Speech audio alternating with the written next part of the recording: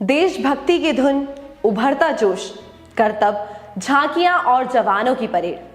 हर साल गणतंत्र दिवस के दिन कुछ ऐसा ही देखने को मिलता है। लेकिन क्या आपको पता है कि पहली बार परेड कहां हुई थी? ये परेड क्यों की जाती है? परेड में अलग अलग राज्यों की झांकियों को कब से शामिल किया जाने लगा? और ये परेड हमेशा राजपथ यानी कर्तव्य पथ पर ही क्यों की जाती है? तो चलिए आज गणतंत्र दिवस के मौके पर आपको इन्हीं कुछ जानकारियों के बारे में बताते हैं। देश में जब 26 जनवरी 1950 को संविधान लागू हुआ तो इस दिन को गणतंत्र दिवस के तौर पर मनाने का फैसला लिया गया। डॉक्टर राजेंद्र प्रसाद देश के पहले राष्ट्रपति बने। इसके बाद उन्होंने भारत को पूर्ण गणतंत्र राष्ट्र घोषित कर दिया। इस साल हम अपना 74वां गणतंत्र दिवस मना रहे हैं। इस मौके पर हर साल की तरह इस साल भी कर्तव्य पथ यानी कि राजपथ पर परेड का आयोजन हुआ है। आगे बढ़ने से पहले आपको बता दें कि जिस जगह को पहले राजपथ कहा जाता था, अब 8 सितंबर 2022 के बाद से उसे कर्तव्य पथ में तब्दील कर दिया गया, यानी अब राजपथ को कर्तव्य पथ के नाम से जाना जाता है।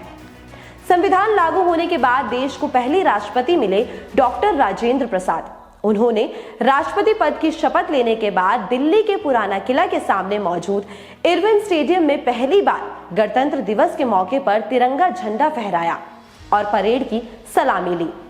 फिर गणतंत्र दिवस पर सार्वजनिक अवकाश का भी ऐलान किया।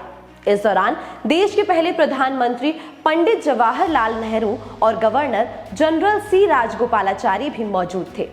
पहले गणतंत्र दिवस समारोह में मुख्य अतिथि के तौर पर इंडोनेशिया के राष्ट्रपति सुकर्णो को आमंत्रित किया गया था। बता दें कि इरविन स्टेडियम को पहले नेशनल स्टेडियम और फिर मेजर ध्यानचंद नेशनल स्टेडियम नाम दिया गया। देश का पहला गणतंत्र दिवस समारोह तो इरविन स्टेडियम में आयोजित कर लिया गया, लेकिन तब तक इसके लिए कोई एक जगह तय नहीं की गई थी। इसके बाद गणतंत्र दिवस कार्यक्रम का आयोजन लाल किला, किंग्सवे कैंप, रामलीला मैदान में आयोजित होता रहा। फिर आखिर में साल 1955 में पहली बार राजपथ पर परेड का आयोजन हुआ। तब से अब तक इसी जगह पर गणतंत्र दिवस परेड होती है। गणतंत्र दिवस परेड का रास्ता 5 किलोमीटर से भी ज्यादा लंबा होता है। ये राष्ट्रपति भवन के पास रायसीना हिल से शुरू होती है, फिर इंडिया गेट से होते हुए लाल किले पर जाकर पूरी होती है। जानकारी के मुताबिक देश के प्रथम राष्ट्रपति डॉक्टर राजेंद्र प्रसाद ने जब 26 जनवरी 1950 को इरविन स्टेडियम में गणतंत्र दिवस के मौके पर तिरंगा फहराया तो उन्हें 30 तोपों की सलामी दी गई। बाद में इस मौके पर 21 तोपों की सलामी दी जाने लगी। ये सलामी भारतीय सेना की 7 खास तोपों से दी जाती है। इन तोपों को पॉन्डर्स कहते हैं। पॉन्डर्स तोपें 1941 में बनी थी। इन्हें सेना के सभी औपचारिक कार्यक्रमों में शामिल करने का रिवाज है और इसे कभी नहीं बदला गया। गणतंत्र दिवस की परेड में देश के राष्ट्रपति ध्वजारोहण करते हैं। उन्हें 21 तोपों की सलामी दी जाती है। इस कार्यक्रम में देश ही नहीं दुनिया भर से कुछ खास मेहमान मौजूद रहते हैं। खास लोगों के साथ हजारों लोग राजपथ पर पहुंचते हैं।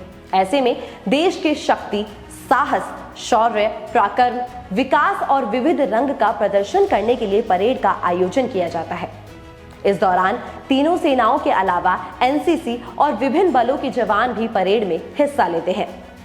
अब हमने आपको ये सब तो बता दिया कि पहली बार परेड कहाँ हुई, कब हुई, ये क्यों की जाती है और कर्तव्य पथ पर कब से की जाती है।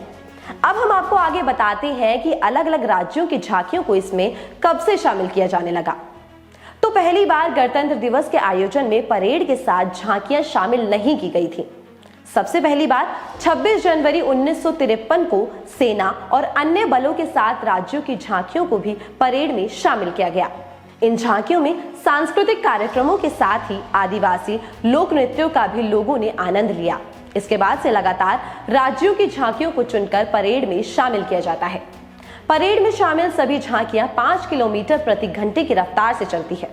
इससे सभी झांकियों के बीच निश्चित दूरी बनी रहती है। आज भारत की 74वें गणतंत्र दिवस के मौके पर राष्ट्रीय राजधानी दिल्ली के कर्तव्य पथ पर देश की आन बान और शान दिखाई दी। देश की सैन्य शक्ति और एकता, अखंडता की शक्ति की झलक देखने को मिली। कर्तव्य पथ पर गणतंत्र दिवस के जश्न का नजारा बेहद खास रहा।